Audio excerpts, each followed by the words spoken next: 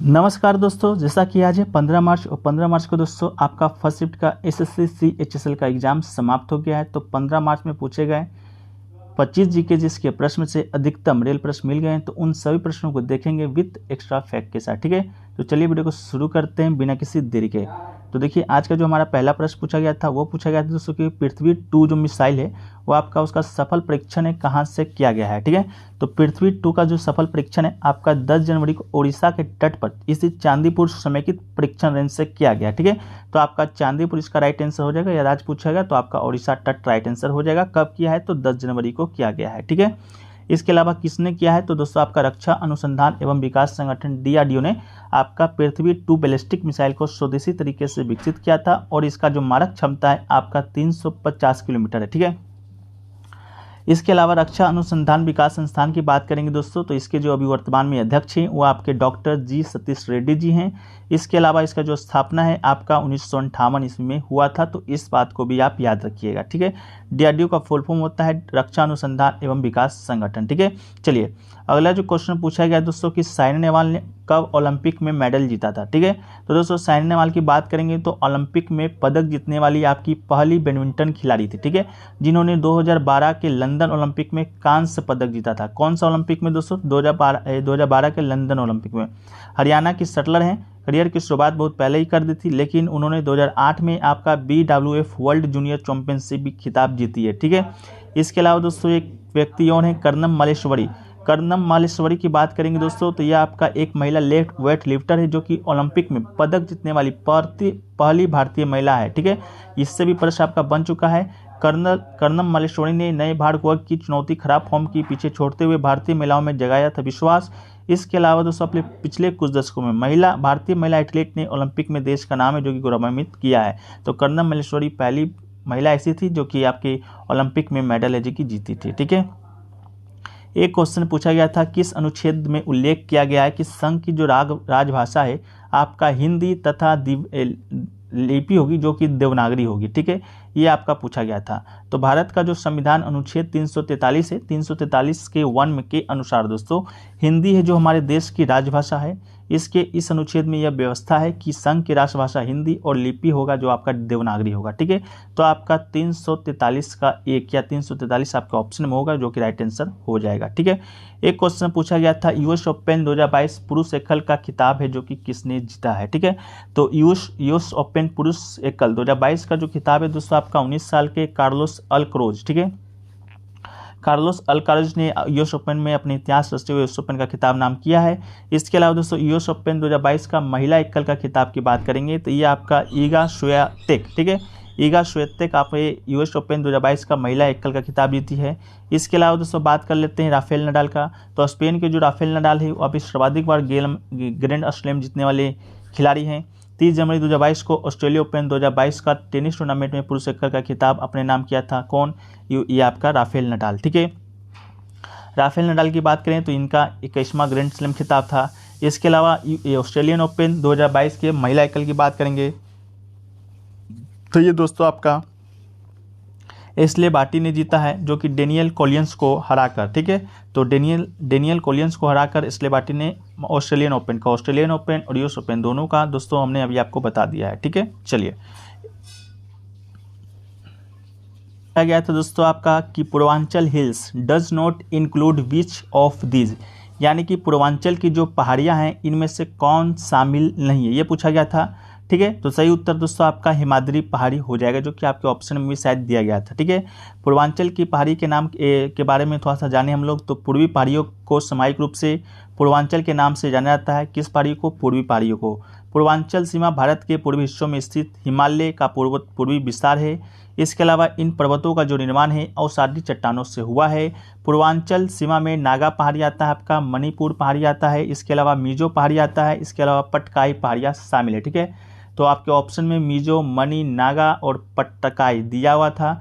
तो ये आपसे पूछा गया था कौन सा आपका नहीं आता है। तो मिजो तो दोस्तों आपका पूर्वांचल में आता है, इसके अलावा आपका पटकाई भी आता है, इसके अलावा दोस्तों आपका नागा भी आता है। ठीक है, तो आपका राइट आंसर मनी हिल्स भी दोस्तों आपका आता है। तो देख लीजिएगा ऑप्शन आपका क्या दिया गया था।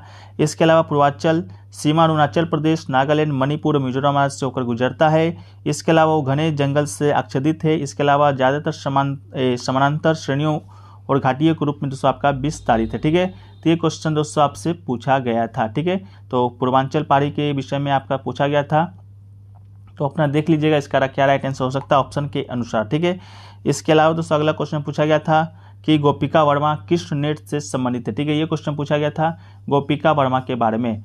गोपिका वर्मा के बारे में पूछा गया था कौन से नृत्य से संबंधित है। तो गोपिका वर्मा दोस्तों आपको बता दें ये आपका मोहिनी अट्टम नृत्य से संबंधित है, तो इसका राइट आंसर आपका मोहिनी अट्टम हो जाएगा।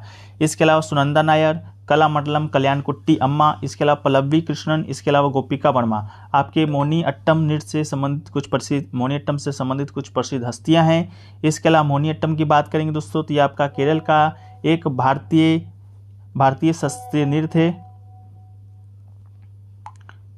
इसके अलावा मोहिनी अट्टम में कर्नाटक शैली में संगीत, इसके अलावा शैली में संगीत नृत्य के माध्यम से आपका एक नाटक गायन अभिनय शैली है। ठीक है, तो ये क्वेश्चन दोस्तों आपके आज के शिफ्ट में पूछा गया था। इसके अलावा एक ऑप्शन और भी दिया गया था आपका यामिनी कृष्णमूर्ति जी के बारे में, तो इनके बारे में हम डिस्कस कर देते हैं। तो यामिनी जो कृष्णमूर्ति हैं वो दोस्तों आपका भरतनाट्यम से संबंधित आपके प्रमुख कलाकार हैं। उन्हें 2001 में पद्म भूषण पुरस्कार और संगीत नाटक अकादमी पुरस्कार से सम्मानित किया गया था। किसे?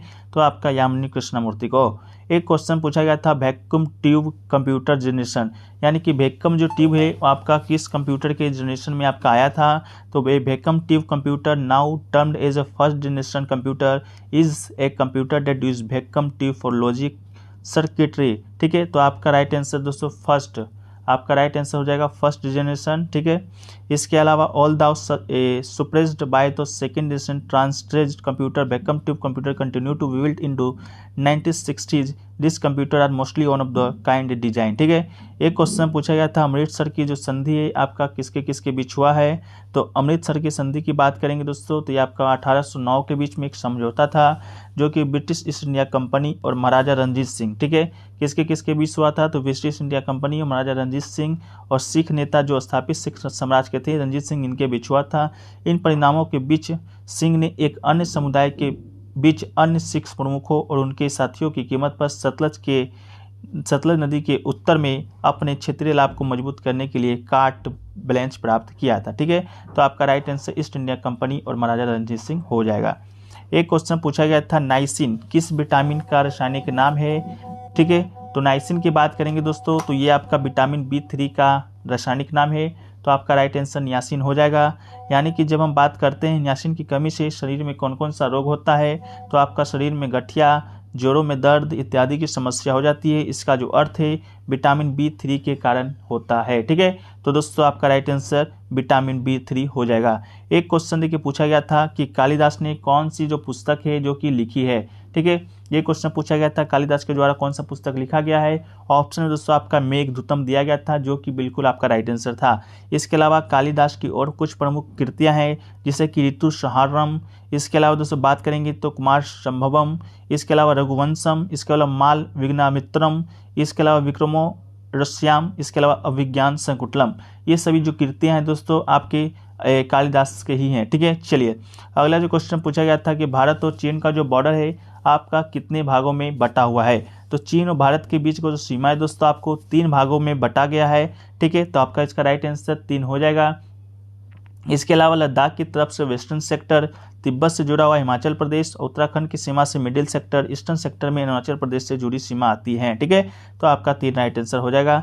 एक क्वेश्चन पूछा गया था मंगल ग्रह है जो कि अपनी जो परिक्रमा करता है वो आपका दोस्तों कितने दिनों में पूरा करता है। ठीक है, तो आपको बता दें मंगल सूर्य का जो पूरा चक्कर है आपका 687 दिनों में लगाता है। इस आधार पर धरती की तुलना में मंगल सूर्य का चक्कर लगाने में दुगना वक्त लेता है और यहाँ एक साल दोस्तों आपका 687 दिनों का होता है। जिस प्रकार पृथ्वी पर एक साल आपका 365 दिन का होता है उस प्रकार मंगल ग्रह पर आपका 687 दिन का होता है। एक क्वेश्चन देखिए पूछा गया था उपराष्ट्रपति से संबंधित कौन सा कथन आपका गलत है।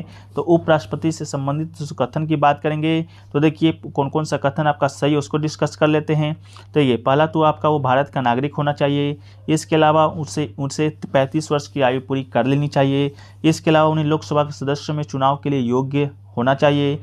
इसके अलावा उसे कोई लाभ के पद पर नहीं रखना चाहिए। ठीक है, तो ये दोस्तों आपका उपराष्ट्रपति संबंधित कुछ कथन थे। इनमें से कोई कथन आपकी ऑप्शन में दिया गया होगा। एक क्वेश्चन ये पूछा गया था, रस्किन बॉन्ड का कौन सा पुस्तक है? तो रस्किन बॉन्ड से संबंधित पुस्तक आपका आया था। तो ऑप्शन तो मुझे मालूम नहीं है, लेकिन आप लोग कमेंट सेक्शन में जरूर बता दीजिएगा।